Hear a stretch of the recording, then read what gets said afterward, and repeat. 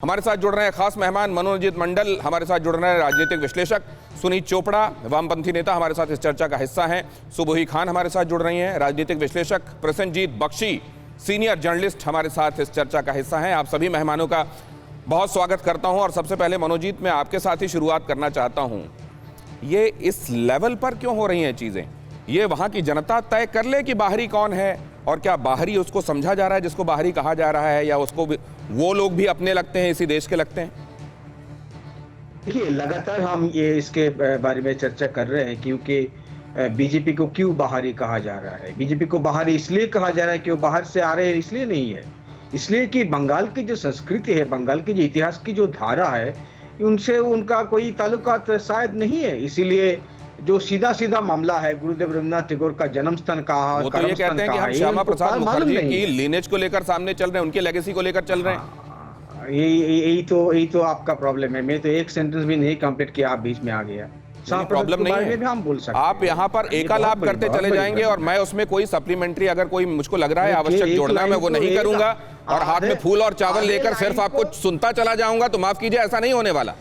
आप अपनी बात पूरी कीजिए, लेकिन अगर मुझको कहीं लगता है कि उसमें कुछ जोड़ देना आवश्यक है तो मुझे भी वो स्वतंत्रता हासिल है।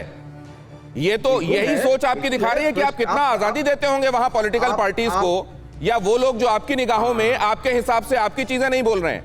मैं आगे रुक करना चाहता हूं। सुनीत चोपड़ा इस हिसाब से मुझको ज्यादा डेमोक्रेटिक लगते हैं। सुनीत चोपड़ा, क्या आपको लगता है, आ रहा हूं मनोजीत, आप शांत हो जाएं और आप दूसरे को भी अगर कोई वो सप्लीमेंट्री सवाल कर रहा है तो ये मौका और ये हक है उसका, ये समझ लीजिए। आप आता हूं, शांत हो जाएं आप। सुनीत चोपड़ा, मैं आपके पास आ रहा हूं। क्या ये वाकई ऐसा है कि यहां पर कोई बाहरी देखा जा रहा है और उस परसेप्शन को रीइंफोर्स, उसको और स्ट्रांग करने के लिए टीएमसी काम कर रही है और ये चलेगा भी?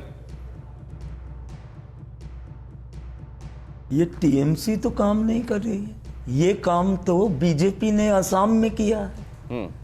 और घुसपैठिया कहते हैं वो तो बंगाली के बीच में वो दीवार बना रहे हैं।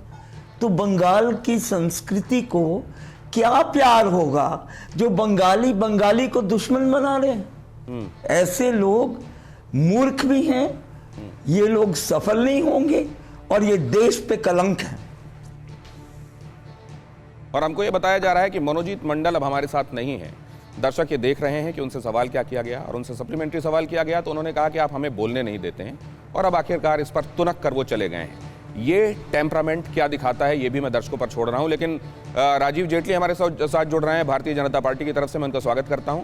लेकिन पहले अगला सवाल मैं सुबोही खान से लेना चाहता हूं। सुबोही खान, वहां जो नैरेटिव क्रिएट करने की कोशिश की जा रही है, ये कोशिश क्या उनको लगता है कि इसके सब्सक्राइबर्स हैं इसलिए ये हो रहा है, या ये वो है जो आने वाले दिनों में काउंटर प्रोडक्टिव होगा? आपका नजरिया। देखिए दिनेश जी, मुझे लगता है कि जिस तरह से ये लोग नाकाम कोशिशें कर रहे हैं वो डेफिनेटली बैकफायर ही करने वाला है, क्योंकि बंगाल के लोग अब समझ गए हैं। हर चीज का एक सैचुरेशन पॉइंट आता है। देखिए, अभी एक बात कही गई कि भारतीय जनता पार्टी बंगाल में आके कोई दूसरी संस्कृति घुसाने की या इंट्रूड करने की कोशिश कर रही है। उसी से इन लोगों की अज्ञानता या इन लोगों का पता चलता है कि ये पश्चिम बंगाल को भारत का हिस्सा नहीं मानते। मेरे हिसाब से तो जो मेरी अंडरस्टैंडिंग है, भारतीय जनता पार्टी ने कभी भी भारतीय संस्कृति से अलग कोई बात नहीं करी, हमेशा भारतीय संस्कृति की बात करी है। भारत जो है वो melting pot of all cultures कहलाता है। हम सभी जानते हैं, चाहे वो पश्चिम बंगाल हो, चाहे वो केरल हो, चाहे वो कश्मीर हो, हर स्टेट की अलग पॉलिटिकल रियलिटी होती है, पॉलिटिकल प्रोजेक्शन होता है। मसलन में अगर भारतीय जनता पार्टी के हिसाब से बात करूं तो मध्य प्रदेश में भारतीय जनता पार्टी के नेताओं ने कमलनाथ के संदर्भ में ये प्रोजेक्शन पूरे तौर पर जारी रखा था कि ये तो इनका तो मध्य प्रदेश से कोई ताल्लुक नहीं है। ये भी कहा गया कि ये तो केंद्र की राजनीति करते हैं, यहाँ राजनीति करने क्यों आ गए? तो क्या ये जिसकी जो पॉलिटिकल सूटेबिलिटी होती है उस हिसाब से भी तो प्रोजेक्शन करता है ना?